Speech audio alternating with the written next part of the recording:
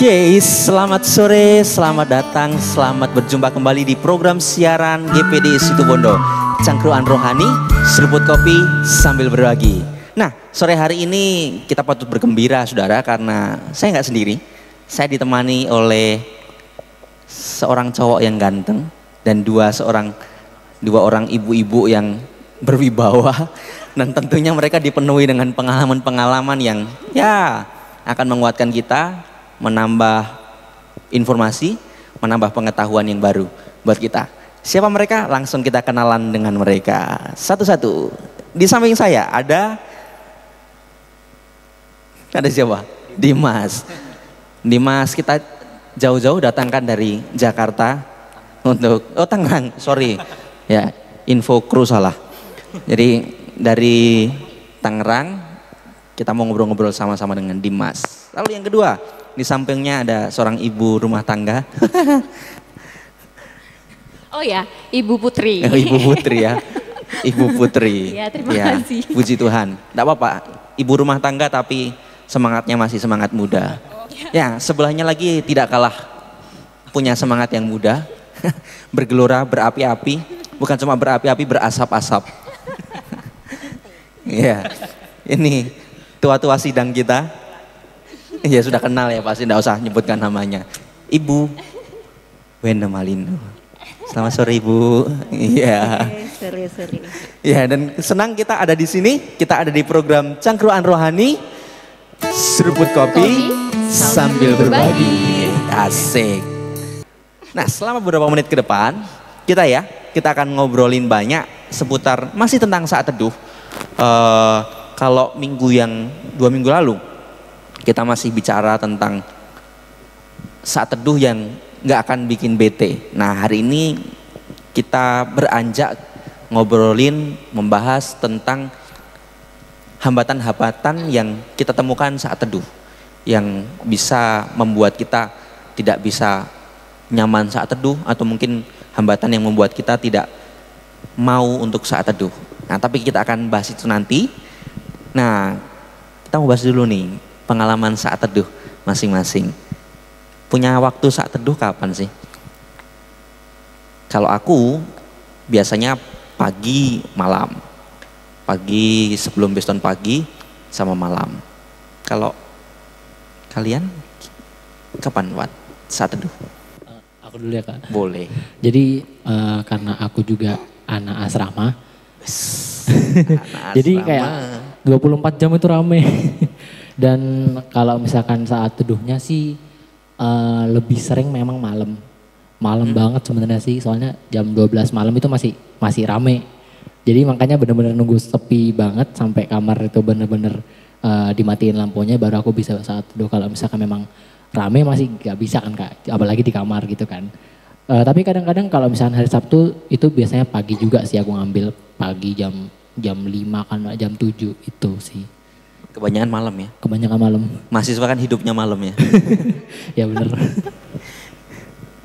Sebelahnya pernah jadi mahasiswa juga, Oh, iya. sekarang sudah ibu rumah tangga ya? Ya, kalau pastinya beda ya waktu jadi mahasiswa sama sekarang sudah jadi ibu rumah tangga karena kesibukan, kegiatan juga berbeda. Kalau saya sih nggak pasti, jamnya nggak bisa ditentukan. Kadang pagi, kadang siang untuk yang berhubungan pribadi karena kadang tuh kan sudah berkeluarga ya, jadi ada waktu untuk bersekutu bersama suami, tapi saya rasa itu kurang gitu loh. Kadang kan kalau saya pribadi itu sambil nulis soalnya, jadi waktu merenungkan, waktu membaca satu perikop atau ada apa ya, ada satu minggu itu lagi ada sesuatu lah yang muncul di benak, itu rasanya harus direnungkan. Dan kalau aku sih mesti menulis gitu loh. Jadi ada waktu, kalau sama suami ya cuman mungkin malam ya sekedar berbagi, kayak sharing kamu dapat di ayat yang mana kayak gitu. Kayak biasanya kalau kita komsel gitu, tapi kalau secara pribadi itu nggak tentu. Maksudnya waktunya biasanya nunggu anak tidur dulu kan, atau enggak waktu anak ada di utinya atau di omanya gitu baru saya bisa benar-benar bersaat teduh gitu loh. Kadang pun pas enak-enak bersaat teduh, pas anak bangun ya rasanya medotnya tuh udah enak gitu. Tapi ya itu, kalau ditanyain waktu, kalau untuk saat teduh pribadi itu nggak tentu gitu. Kadang pagi, kadang siang, kadang malam gitu-gitu. Menarik ya, tapi ya berarti punya saat teduh bersama dengan keluarga sama suami. Ya saya belum punya istri ya, jadi belum pernah punya pengalaman ya, masih sendiri ya. Kasihan deh. Tapi punya juga waktu pribadi. Iya, soalnya apa ya, dari dulu pun saya sukanya menulis. Jadi apa yang penjelasan, kadang kan saya percaya hikmat Tuhan, penjelasan dari ayat per ayat itu kan selalu berbeda ya. Apa yang saya hadapi sekarang, masalah apa yang saya hadapi sekarang, kadang dapat ayat itu artinya berbeda. Jadi saya suka menulis aja gitu loh. Jadi kalau sama suami itu kadang ya kita cuman sekedar kamu dapat ayat dari perikop ini, kamu dapat apa, cuma sekedar gitu. Tapi untuk menulis secara pribadi, apa yang saya dapat sendiri itu kayak kurang. Jadi saya pasti ada waktu untuk sendiri. Jadi dia orangnya dalam gitu. Dalam kan? Iya. Nah, maunya yang dalam-dalam kan? Iya gitu. Kalau sama tapi suami enggak. kadang gini kadang malah terlalu luas gitu loh. Saking mikirnya terlalu dalam ya mungkin ya. Tapi akhirnya bingung-bingung sendiri. Seperti itu. Ya. Tapi menarik ya, tak garis bawahi di sini ada sesuatu yang menarik untuk mungkin bisa jadi pelajaran buat kita semua, bahwa perlu keuntungannya mencatat itu tadi. Mungkin selama ini kita bertanya-tanya, untungnya mencatat itu apa sih? Ternyata ada untungnya juga kalau dari sudut pandangnya ya, Kak Putri ya. Mungkin kalau orang lain berbeda ya. Jadi dari cangkruan yang kemarin juga saya lihat, oh ternyata saat teduh itu waktu aku masak, apapun kegiatan kita gitu kan, waktu saya masak sambil memuji Tuhan, tiba-tiba apa yang saya renungkan itu dapat penjelasannya malah pada waktu masak, bukan pada waktu mengadakan penyembahan gitu, atau enggak waktu bepergian. Malah yang saya pertanyakan sama Tuhan ini apa yang saya renungkan, dapatnya malah pada waktu itu gitu loh. Oh ternyata saat itu juga dinamakan saat teduh gitu loh. Gitu. Kayak dari penjelasan yang kemarin, yang penting kita berhubungan dengan Tuhan. Nah itu karena saya orangnya pelupa, jadi saya mencatat apa yang sudah poin yang saya dapat saat itu gitu loh. Nanti pasti merangkai gitu loh nah gitu. Iya, jadi untungnya mencatat karena akan menjadi satu rangkaian, karena tadi ayat yang kita, meskipun ayatnya sama, tetapi satu waktu dengan waktu yang lain mungkin bisa dapat iluminasi, pengertian, pencerahan yang berbeda. Ya, kalau aku ingin tahu, kalau Dimas biasanya urutanmu atau ya apa saja isinya ayat teduhmu biasanya? Ayat teduh. Saat teduh. Ya. Kalau misalkan saat teduh itu aku sebenarnya random banget sih, kayak secara nggak pasti gitu. Misalkan kadang bisa cuma diam sendiri sambil kayak meratapi sepanjang hari gitu. Kadang-kadang juga kalau misalkan kan aku kan juga ada program baca buku gitu, Jadi aku pinjem buku, terus aku juga baca buku itu, dan bener-bener di situ kayak ngerasanya kayak oh selama ini memang Tuhan mau bicara sama aku kayak gini gitu. Jadi memang ada beberapa ayat yang memang juga jadi ayat bacaan di situ, dan aku ngerasain kayak oh iya ya, ternyata Tuhan memang mau bicara gini sama aku gitu kan. Dan dari sekian banyak pengalaman yang memang aku gumuli sepanjang aku memang berasrama ataupun berkuliah, itu secara nggak langsung Tuhan juga pengen bicara melalui buku itu. Contoh misalkan kayak maksudmu kalau dilangkai sama pengalamanmu hari-hari itu, terus buku itu mengkonfirmasi apa maksudmu kayak gitu? Nggak selalu. Istilahnya semacam kayak misalkan nih kayak misalkan Tuhan, aku kayak misalkan nanya, Tuhan kenapa banyak orang yang memang engkau pilih itu cuma sebagian aja, maksudnya cuma ada beberapa orang yang engkau pilih. Kenapa enggak dia yang memang kayak kelihatan rajin, terus rajin ibadah apa segala macam kayak sempurna gitu, kenapa justru malah dia yang memang kayak seakan-akan kayak kita nganggap kayak oh ini orang memang enggak pantas dipilih, tapi kenapa Tuhan pilih gitu. Dan akhirnya aku baca satu bab tentang cerita Yakub itu kayak bener-bener kayak akhirnya oh iya ternyata Tuhan memang memilih Yakub karena ini dan akhirnya secara nggak langsung kayak aku dapat jawabannya di situ gitu sih. Kayak memang saat teduh itu kayak menurutku juga banyak banget Tuhan memang mau bicara itu melalui apa aja, banyak banget gitu, nggak harus penyembahan. Biasanya paling nyambung sama Tuhan biasanya lewat apa? Kalau nyanyi, apa baca atau gaya-gaya pribadi biasanya? Kalau paling nyambung sama Tuhan biasanya cuma ya diiringi sama pujian-pujian. Tapi biasanya lebih diem sih Jay. Terus kayak diem, terus aku kadang juga nulis di HP kayak note gitu. Semacam kayak bikin diary. Jadi kayak nulis di note. Dan tiba-tiba kayak ya akhirnya Tuhan juga dapat ada. Dapat gitu. Kalau kamu? Pas merenung, pas nulis ya?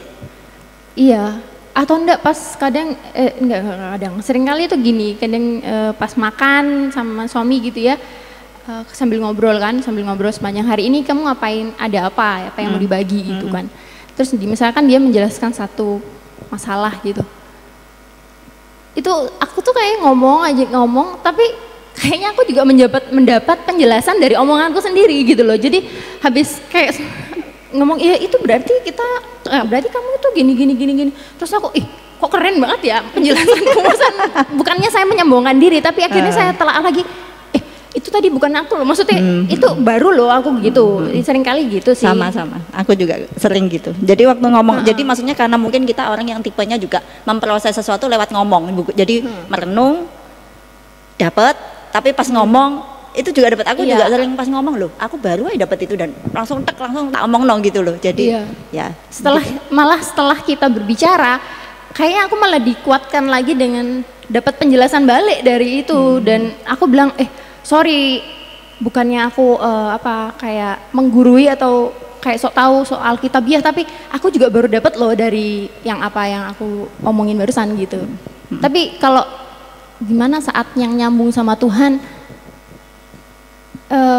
nggak bisa dijelasin ya? Aku ya kapan aja pernah lagi jalan rasanya cuman mandang langit aja udah nangis sampai maksudnya keluar ingus kayak gitu pakai masker kan, saya sering pakai masker jadi ya gitu itu nggak kelihatan ya? Iya nggak kelihatan, maksudnya saya juga ngerti maksudnya apa hubungannya, cuman ngeliat seperti ini udah nangisnya kalau-kaloran kayak gitu.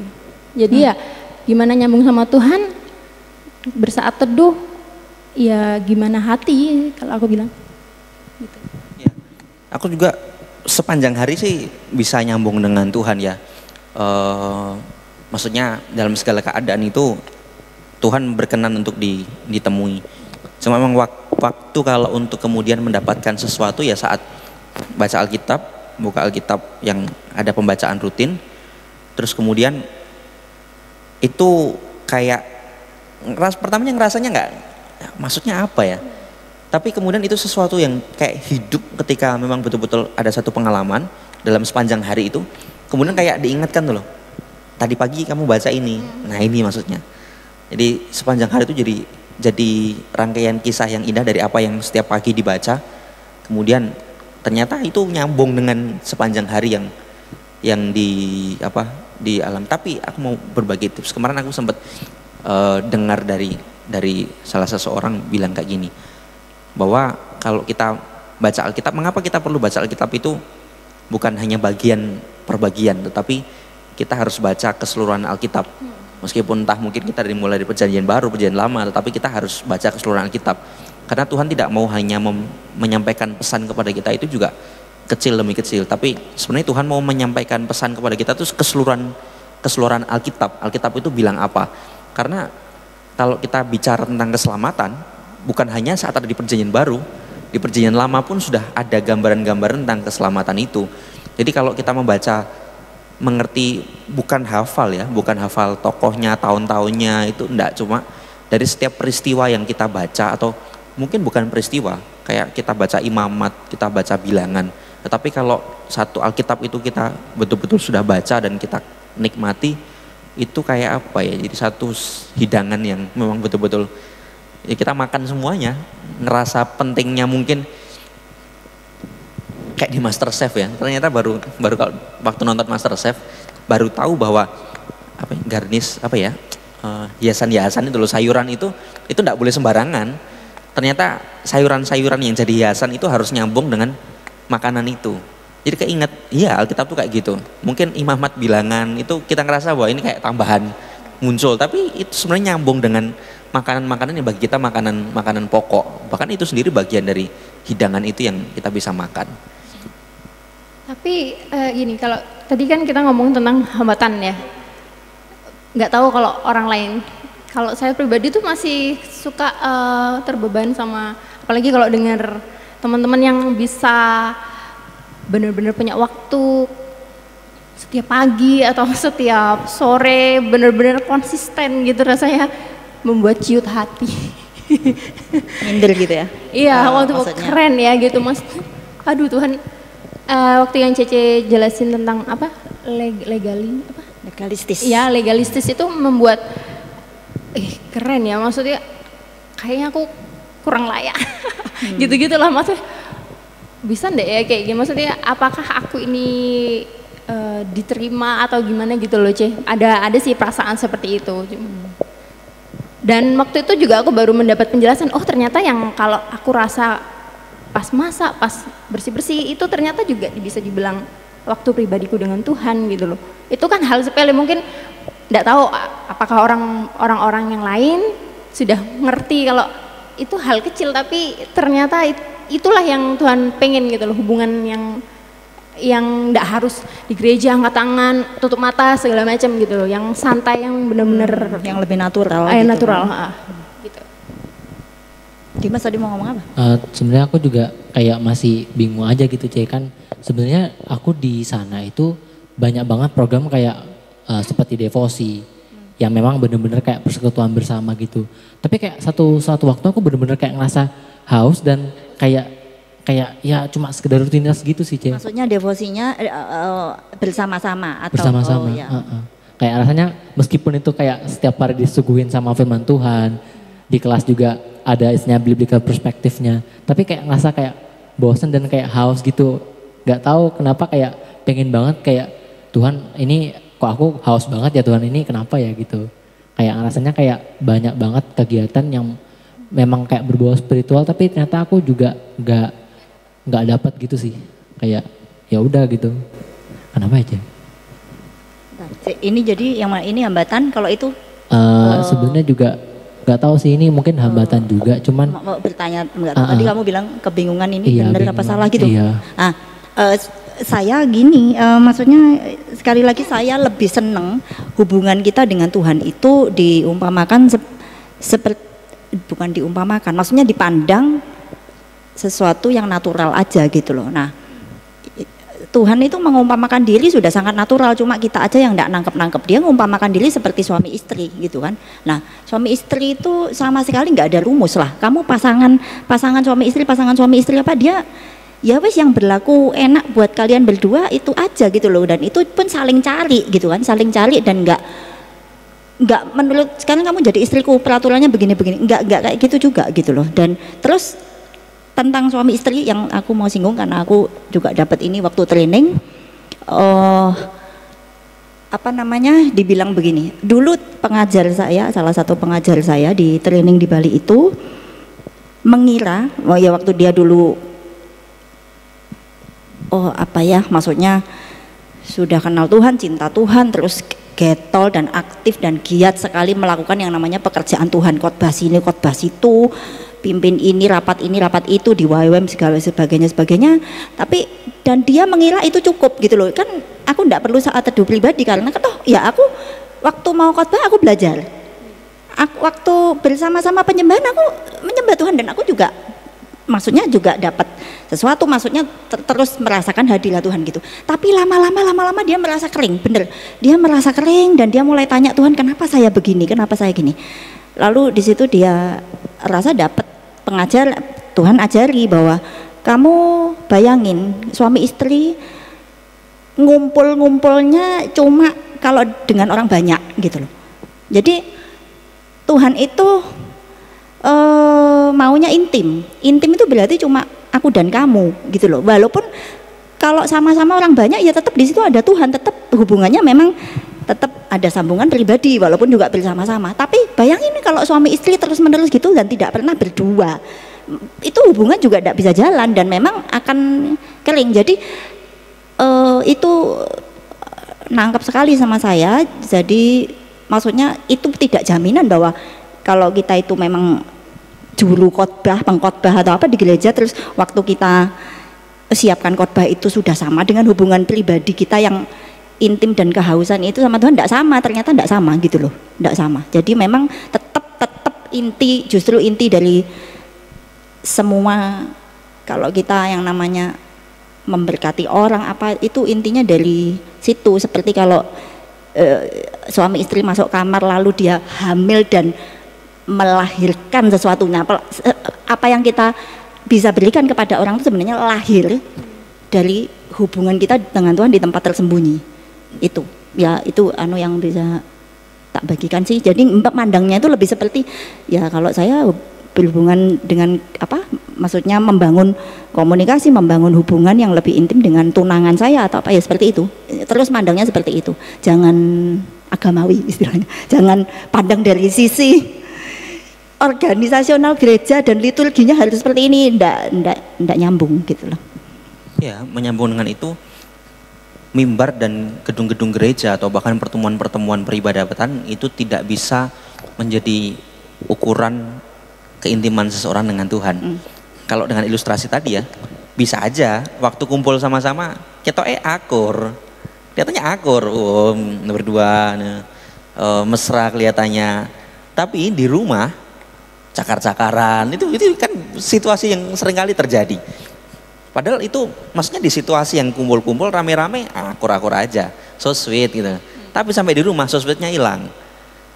Ya sama dengan hubungan kita dengan Tuhan. Bisa saja seorang ketika di gereja terlihat baik-baik saja karena dia merasa bahwa aku sudah WL, aku sudah khotbah, dan itu menjadi satu tanda bahwa ya aku berarti baik-baik saja karena aku sedang dalam pelayanan. Padahal itu bukan mengukur keintiman kita dengan Tuhan.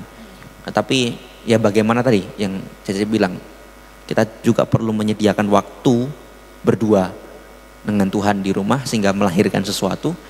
Ya bicara soal buah-buah ya, dampak yang kita bisa berikan ke orang lain. Itu sih. Yang ini mau dijawab sekarang atau mau dibahas sekarang? Boleh, langsung. Jam berapa? Jam berapa? Mau break dulu apa enggak? Masih ada beberapa waktu lagi.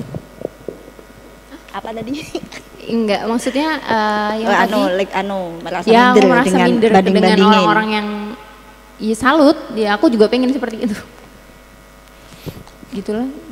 Kalau bagiku mengubah perasaan itu. Iya. Jadi sesuatu bisa datang kepada kita, tetapi bagaimana terus kemudian kita mengemas itu menjadi sesuatu yang merugikan atau menguntungkan kita itu tergantung ke kita. Segala sesuatu bisa datang ke kita. Contoh, kita diperhadapkan sama, ya ini ilustrasi yang kita sering kali tahu. Ada pisau lagi, pisau. Ada pisau. Pisau itu mau digunakan untuk apa? Itu tergantung siapa yang menggunakan. Jadi kalau ada sesuatu ke kita, itu mau jadi sesuatu yang terus kemudian, aku pernah soalnya ngalamin hal itu. Terjebak dengan beberapa waktu yang rasa, aduh kok, apa ya? Bukan merasa terdorong untuk kemudian saat teduh, malah justru di sini dipenuhi dengan gak iso aku wonge parah, aku wonge ndak bisa ngatur waktu. Aku wonge ngene. Gitu terus. Jadi lama kelamaan ya aku ndak melakukan sesuatu, nggak mengubah sesuatu. Justru malah terjebak dengan perasaan itu. Jadi ada sesuatu itu kalau aku bukan yang tadinya membuat minder, tak ubah untuk memotivasi itu untuk berarti aku pasti bisa. Iya, aku jadi inget agak melenceng sih, cuman waktu dengar kabar suruh datang berbagi itu rasanya ada yang mengintimidasi, saat teduh mau aja bolong-bolong, mau jadi mau jadi suruh berbagi gitu kan rasanya. Makanya waktu itu dengar kabar Tuhan, apa aku pantas ngomong berbagi gitu, rasanya kamu itu banyak, ya aku tahu itu setan ya, iblis ya, untuk menciutkan aku untuk berbagi, tapi ya aku belajar untuk mendeklarasikan ada, saya percaya itu Tuhan ceritakan apa yang kamu dapat aja. Aku nggak minta mulu-mulu, aku mau apa yang kamu dapat, kalaupun toh kamu masih bolong-bolong ceritain aja, nggak usah malu gitu. Itu kan hambatan kita dari situ. Iya ya, tapi nanti pasti ada si iblis itu pasti ngomong, kamu nggak pantas ngomong maksudnya masuk dalam acara rohani gitu, yang kelihatannya orang-orang yang ngobrol itu rasanya udah nggak ada dosa sama sekali, sudah lihai, sudah paling top gitu, punya saat teduh yang teratur gitu. Tapi aku enggak gitu. Itu beban sih sebenarnya waktu dikasih kabar untuk berbagi, tapi ya puji Tuhan Roh Kudus yang mengingatkan, dan itu saya perkatakan Tuhan mau aku menceritakan apa yang aku dapat, apa yang aku alami. Aku maunya cuma itu aja sih, aku dapatnya gitu. Ceritakan apa yang kamu dapat, aku nggak minta lebih dari itu. Ya itu. Ya, menarik. Oke, kita akan sambung obrolan ini nanti lagi. Kita mau break dulu karena ada yang mau lewat. Jadi silakan lihat dulu apa yang mau lewat berikut ini. Selamat pagi adik-adik semuanya.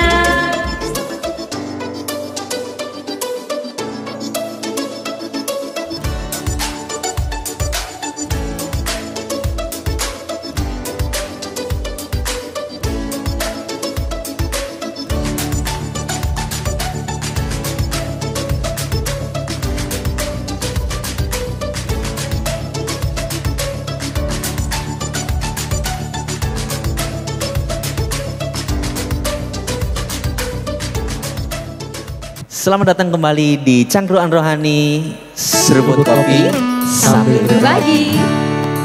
Ya, kita sambung pembicaraan kita yang tadi. Kayaknya dari Cece tadi ya, mau Ya, bahas saya sesuatu. kepingin nanggapi yang pertanyaan atau hambatan yang dirasa Putri tentang rasa tidak layak itu tadi, karena saat teduhnya bolong-bolong.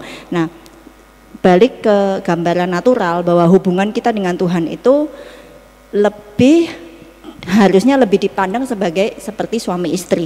Kalau misalnya kan bisa gitu loh terjadi dalam satu hari kita itu suami dan istri, ini sudah punya suami satu-satunya yang sudah berumah tangga ya di sini, sudah, jadi dia sudah terikat komitmen suami istri, dan komitmen itu tidak bisa dibatalkan hanya karena kamu nggak sempat ngobrol gitu loh hari ini dengan, jadi bukan itu, cuma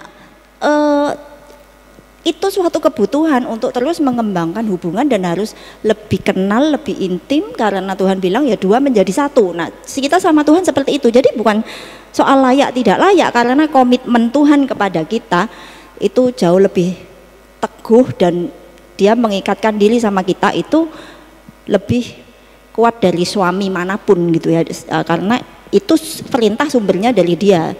Jadi melihatnya seperti itu, bukan soal layak tidak layak, tapi soal gimana saya kepingin lebih mengasihi, lebih melayani lebih baik, lebih kenal, lebih intim, lebih mengembangkan hubungan sampai sehat dan sampai benar-benar dirasa dua menjadi satu. Itu kan proses gitu loh. Nah, jadi tambahan ada cukup banyak poin yang bisa dikupas ya, saya berusaha singkat.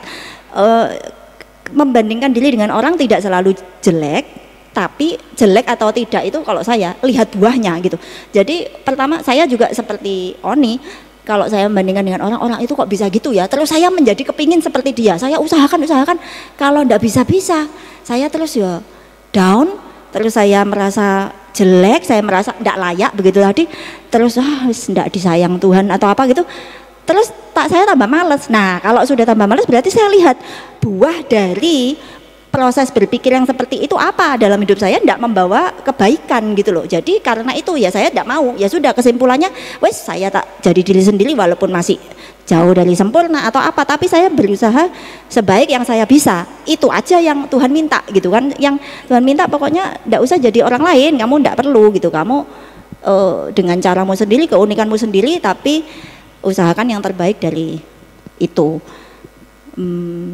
Ya itu mungkin. Iya, dari semua hambatan-hambatan tadi, khususnya hambatan yang sudah disiarkan sama Kak Putri, Dimas, mungkin itu tidak bisa mewakili semua hambatan-hambatan yang dialami oleh Bapak Ibu Saudara semua yang ada di rumah. Tapi harapan kita itu menjadi satu gambaran, bisa menambah informasi atau ya tips-tips lah untuk bagaimana cara mengatasi setiap hambatan-hambatan itu. Nah, sebelum kita akhiri nih, mungkin ada pesan-pesan terkait dengan hambatan-hambatan itu tadi.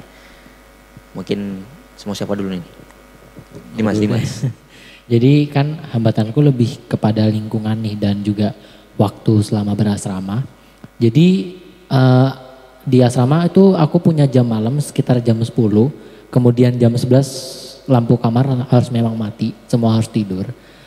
Dan karena memang jadwal juga yang memang istilahnya padat, jadi aku memang lebih meluangkan waktunya itu ya udah gak apa-apa malam aja gitu sekitar jam 11.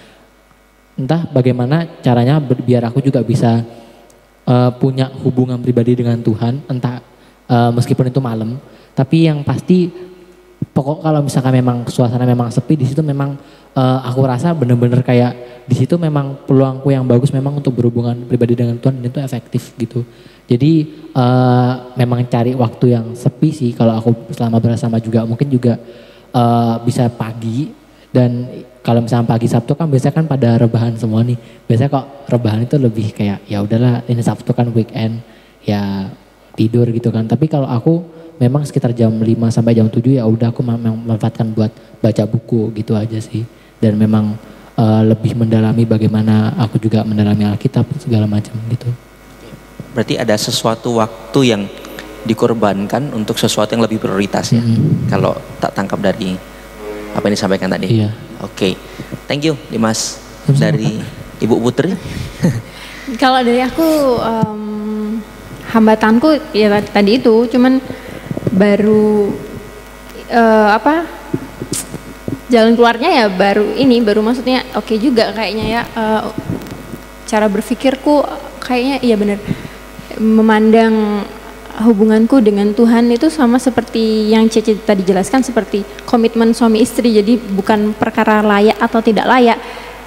Kalau selama ini sih saya masih belum menemukan kata-kata atau pikiran yang benar untuk menjawab, untuk membalas apa yang saya pikirkan ya, apa yang dituduhkan melawan itu. Maksudnya. Melawan itu tadi gitu loh. Jadi jadi ya itu bisa jadi senjata untuk melawan apa yang pikiran yang bikin aku minder. Oke, berarti tidak tertuduh dengan segala apa yang membuat yang ngerasa kita nggak layak dan sebagainya. Iya. Jadi melawan tuduhan-tuduhan yang justru membuat kita makin down. Oke, keren. Ibu Wena Malino ada Hambatan. pesan tips sebelum kita akhiri? Masih ada waktu ya. Saya sih malah hambatan saya biasanya kalau baca beberapa hari itu rasanya kayak nggak dapet. Nah itu terus agak bingung sendiri. Terus ini apa yang salah dengan saya ya gitu. Terus ada mulai diserang nih. Tuhan kenapa ya sama saya ndak ini biasa saya kalau ngomong gitu ya tahu teorinya harusnya tidak itu serangan musuh gitu ya, tapi biasanya gitu dulu ya baru kemudian saya bangkit untuk melawan ya, tapi rasa itu daunnya itu dulu ada ya. Selama ini bisa sih selalu ingat untuk deklarasi dan tidak bergantung sama pengertian saya cuma main percaya bahwa maksudnya selain dari Alkitab saya tetap nangkep dari hal-hal lain. Tapi kadang ya enggak nangkep juga dan ya gitu ya bingung dah. Terus tapi biasanya kalau sudah satu kali deklarasi dan saya bilang saya tidak mau dikontrol oleh ini gitu loh. Saya ini bukan dilahirkan untuk dikontrol oleh pertimbangan-pertimbangan pikiran dan manusiawi saya gitu loh. Itu saya tidak mau lihat itu sudah, dan saya ingat Yesus sudah mengasihi dan menyerahkan nyawanya untuk saya waktu saya masih berdosa. ya itu sudah ya pokoknya deklarasi. Sementara ini bisa jalan gitu, tapi tidak tahu kalau ada masukan dari yang lain. Deklarasi ya. Kalau iya bener, selalu mengingat afirmasi, deklarasi kayak gitu, itu membantu sekali sama yang tadi sudah saya bilang. Masalah yang saya harus di sini itu tadi itu kan salah satu contoh, cuman beda masalah ya, beda masalah yang dihadapin. Itu kan kalau nggak saya deklarasi pasti suara yang menuduh saya nggak pantas untuk menceritakan apa yang saya dapat. Tuhan, aku mau kamu ceritain aja yang kamu dapat, nggak usah apa yang orang dapat, apa yang Oni dapat, apa yang bagaimana saat teduhnya Oni, ya kamu aja cerita, nggak apa-apa, nggak usah malu sama keadaanmu.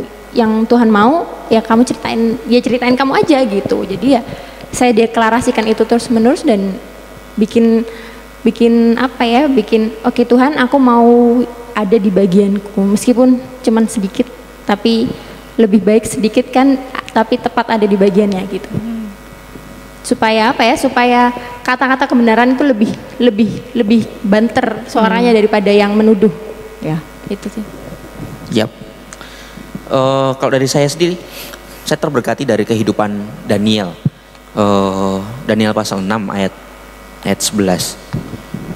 Demi didengar Daniel bahwa surat perintah itu telah dibuat, pergilah ia ke rumahnya, dalam kamar atasnya ada tingkap-tingkap yang terbuka ke arah Yerusalem. 3 kali sehari ia berlutut, berdoa serta memuji Allahnya seperti yang biasa dilakukannya. Yang saya terberkati dengan Daniel itu, dia adalah wakil raja waktu itu.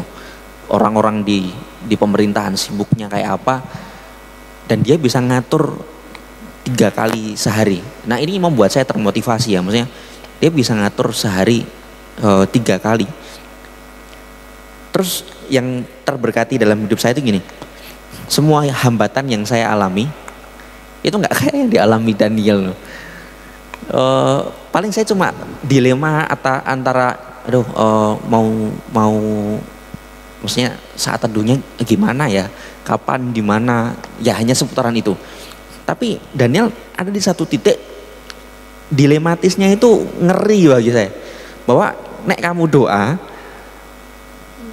gua singa gitu loh. Itu dia enggak punya ya, pilihan, dia cuma tinggal terus kemudian mau berdoa apa enggak berdoa, alasannya karena gua singa. Jadi ancaman, hambatan, tantangan yang dihadapi Daniel itu kalau saya nggak seberapa dengan apa yang saya alami, meskipun dalam konteks yang berbeda.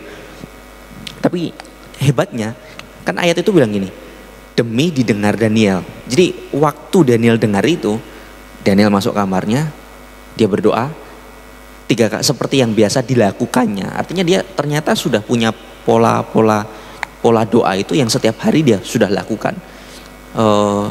Saya termotivasi dengan Daniel ini. Ini yang membuat kemudian saya, ya hambatan saya terhadap waktu soal, terus kemudian bagi waktu antara tugas sama Tuhan, antara kesibukan pelayanan sama Tuhan, ternyata ya nggak sengeri apa yang dialami oleh Daniel dan mungkin rasul-rasul pada waktu itu.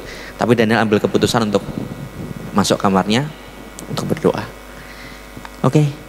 Itu obrolan menarik kita tentang saat teduh dan hambatan-hambatannya. Boleh satu kalimat lagi boleh. Untuk dari semua cara atau hambatan atau tips mengatasi hambatan apapun itu, satu yang tidak boleh dilupakan ini, pastikan namanya saat teduh kita itu efektif dan benar gitu.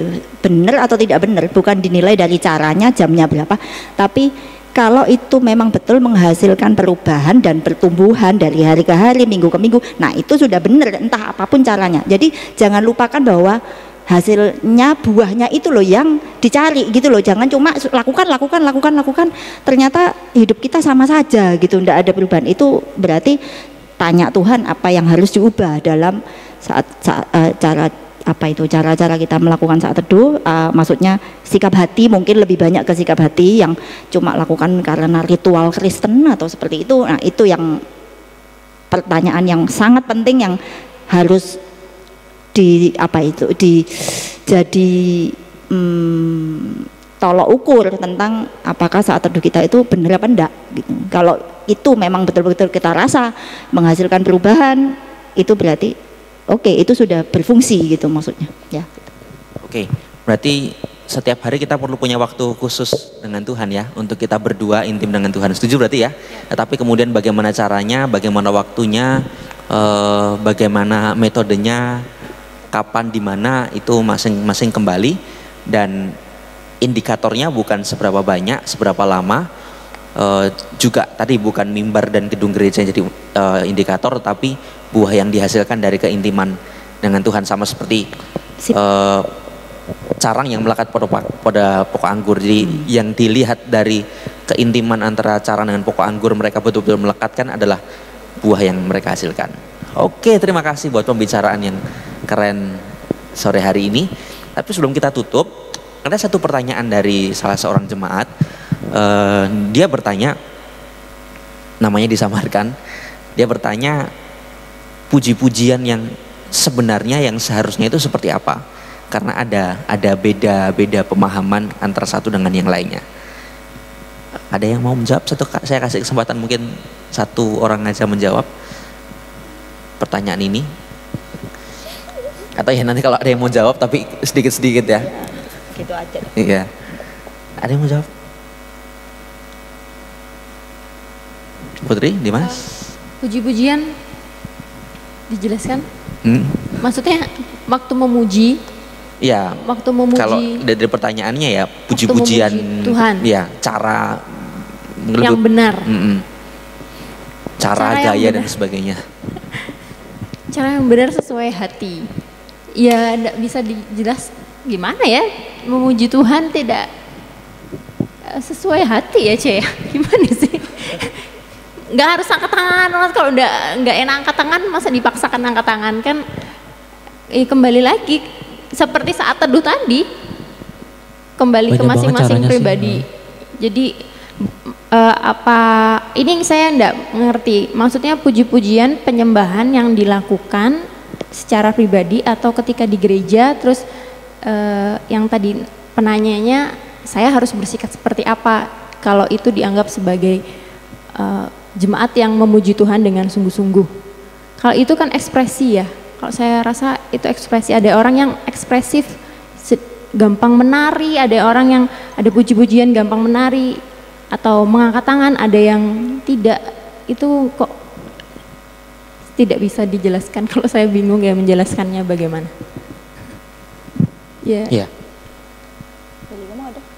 Kalau aku pribadi, puji-pujian yang benar itu lebih ke sikap hati sih. Bagaimana aku semakin berkurang, tapi Tuhan itu yang dipuji yang semakin bertambah. Jadi apapun itu caranya, kalau misalkan memang benar-benar mau menari, menari aja. Yang penting istilahnya bukan unjuk diri, tapi benar-benar siapa sih yang dimuliakan? Tuhan. Gitu. Jadi kalau aku memang pribadi ya aku cuma diem, tapi di situ aku benar-benar kayak ya Tuhan, aku memuji Engkau, aku benar-benar memuji Engkau, bukan karena aku benar-benar kayak oh aku punya kemampuan ini, oh aku punya kayak gini sikap hati yang benar, enggak, tapi benar-benar kayak Tuhan ini aku apa adanya, aku memuliakan Engkau biar Engkau yang semakin ditinggikan bukan aku, gitu aja. Sedikit Mantap, nambahan okay. ya, sedikit aja. Kadang gini kan, puji-pujian penyembahan pas lagu-lagu yang pelan, kita gampang untuk menangis, mengangkat tangan. Tapi saya juga pernah menangis pada waktu malah yang lagu-lagu yang temponya cepat gitu kan. Di situ kan harusnya kan berjingkrak-jingkrak atau loncat-loncat atau mengangkat tangan gimana-gimana. Justru malah yang saya dapatkan, saya yang rasa melo sekali, maksudnya wow gitu loh, bertentangan dengan musiknya gitu kan, tidak bisa dibedakan. Kenapa kok nangis itu tidak benar atau salah, kan tidak bisa dibilang benar atau salah. Kalau saya sih sudah. Dari Cici? Ya kalau dari saya tetap balik yang natural aja. Kalau kita mau muji teman atau suami mau muji istri atau istri muji suami, ya apa ada rumusnya gitu loh. Kalau mau dia sudah lakukan sesuatu yang luar biasa, yang saya rasa manis, romantis atau apa, ya saya terima kasih ya. Mungkin saya muji dengan pandangan mata, mungkin saya muji dengan pelukan, apalah maksudnya. Ndak ada rumus, ndak ada itu sikap hati, yang penting itu dan memang ketulusan bahwa dia terus pasangan atau teman kita yang kita puji itu memang merasa diberkati dengan pujian kita, dan Tuhan juga seperti itu, karena Tuhan tuh merasa diberkati dengan afirmasi ya, sebenarnya afirmasi, Tuhan kau sudah lakukan ini sama aku diberkati, aku bersyukur, afirmasi aja sebenarnya ya gitu. Ya, Balik ke natural, intinya selalu kalau saya balik kan ke natural, naturalnya seperti apa, jadi enggak bingung dengan bentuk, cara apa gitu loh. Hati dan ekspresi yang asli aja, kamu gimana orangnya. ya. Fakta di Alkitab memang menunjukkan bahwa tidak ada ketentuan bagaimana menyembah Tuhan. Bahkan kalau kita perhatikan loh, yang dipulihkan Tuhan itu bukan kemah Musa, bukan Ka'bah Salomo, tapi Pondok Daud. Kenapa? Karena di Pondok Daud itu ada kebebasan, ada hati yang menyembah, hati yang memuji, memang tidak terikat dengan cara. Dan ini keren, maksudnya Daud bisa menerobos, bukan berarti dia melawan ketentuan Allah, tapi dia mengerti kehendak Allah itu, dan kemudian itu terkonfirmasi dengan izin Tuhan, dan sampai ke titik di mana catatan di Kisah Para Rasul, Tuhan akan memulihkan Pondok Daud, bukan Ka'bah Salomo atau kemah Musa. Dan itu berarti yang penuh dengan tata cara atau sebenarnya itu. Ya, di akhir zaman ini Tuhan akan pulihkan Pondok Daud, itu artinya jiwa-jiwa orang-orang yang memuji Tuhan, sekali lagi bukan dengan tata cara. Meskipun memang ada tata cara itu bukan hal yang jelek, karena tetap itu kalau dalam kumpulan bersama kan itu perlu diatur. Tetapi kalau secara pribadi itu saya rasa bebas, artinya mau mengangkat tangan, dan itu kembali saya setuju ke Dimas tadi, itu tergantung hati. Karena apa yang ada dalam hati itu terpancar keluar. Kalau hatinya itu suka menunjuk diri, ada juga orang yang over, dia keliling lari-lari lapangan, cabut-cabut bunga, lempar-lempar, ya yang ada beberapa saya melihat kayak gitu. Itu tergantung diri kita. Jadi kalau hati kita benar, pasti yang keluar dari diri kita itu benar, menyenangkan hati Tuhan. Karena ya manusia cuma melihat apa yang dari luaran, tapi Tuhan bisa menerobos masuk ke hati. Karena cara itu bisa menipu, tapi hati tidak pernah bisa menipu Tuhan. Jadi kita mungkin berempat sepakat ya, bukan tergantung cara, tetapi sikap hati, kalau bahasa CC natural tadi. It's okay. Kita sampai di penghujung cangkruan rohani kita sore hari ini. Sebelum diakhiri saya mengucapkan terima kasih buat Dimas, jauh-jauh datang dari Jakarta. Ya, alibi ya, sebenarnya memang karena liburan ke sini ya. Tangerang. Oh, Tangerang. Iya. Tuhan, Jauh. tolong Tangerang, Ibu Putri yang Dari Panji. jauh dalam sekali gitu ya. Terus Ibu Wene yang lebih jauh lagi dari Kemah Daud. Terima kasih sudah hadir melengkapi obrolan kita sore hari ini. Nah, untuk saudara semua yang punya pertanyaan apapun itu, saudara bisa mengirimkan pertanyaan itu ke nomor yang ada di bawah ini. Ini adalah call center dari GPDI Situbondo. Oke. Nah, untuk pertanyaan-pertanyaan yang lain, maaf kita tidak bisa jawab saat ini. Ada momen-momen khusus yang mungkin perlu kita adakan untuk menjawab semua pertanyaan-pertanyaan tadi. Karena mungkin pertanyaan itu butuh penjelasan yang lebih jauh lagi. Jadi kami mohon maaf, tunggu waktu itu, doakan saja. Insya Allah terlaksana. Insya Yesus. Insya Yesus terlaksana. Nah, sekali lagi terima kasih buat obrolan kita, dan sampai jumpa di cangkruan rohani berikutnya. Dan tentunya kiranya dengan berkat Tuhan, kasih Tuhan menjadi bagian dalam setiap kehidupan kita. Cangkruan rohani, seruput kopi sambil berbagi. Tuhan Yesus memberkati kita semua.